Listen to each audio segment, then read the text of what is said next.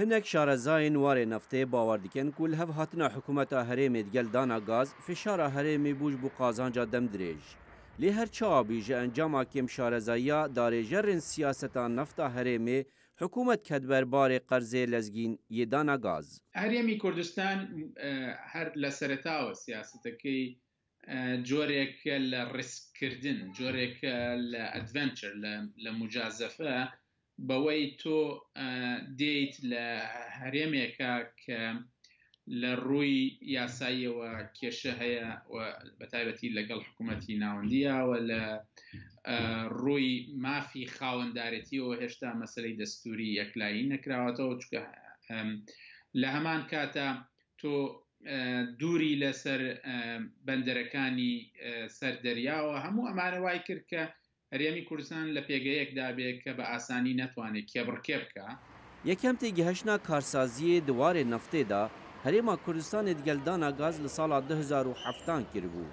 Lê ji ber kêşeyên darayî yên Herêmê hikûmetê şiyana dana qerzê kampaniyan nemaw û dana gaz yek bû ji wan kampanyên berhemînana xwe li Herêmê ragirtî.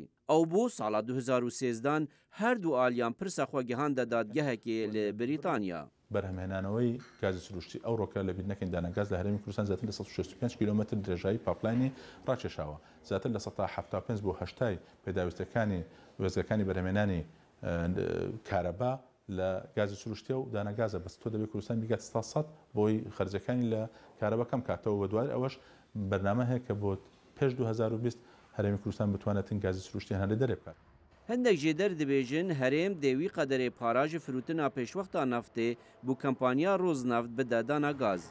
لێزوی کێشەیەن هەرێمێ چارەسەر نابن لە دەمێک و ڕاستی ئالوزیên سیاسی و ئابووری دەبە دە هەڤدەمێک و دێ ڕێفراندومێ ji بۆ سەرخوابوونێ ئەنجام بدە.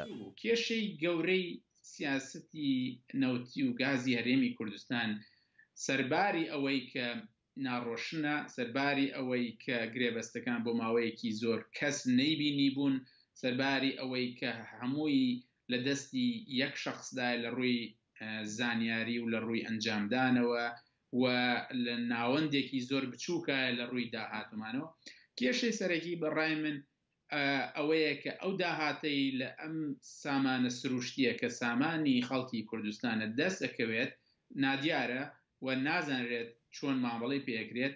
دەخۆیانیەکێدا دانا گاز دەبێژە حکوومەتە هەرێمێ لە سیهی مەها 8 ملیارێک دولار دانە پێرل پێترۆلیۆم.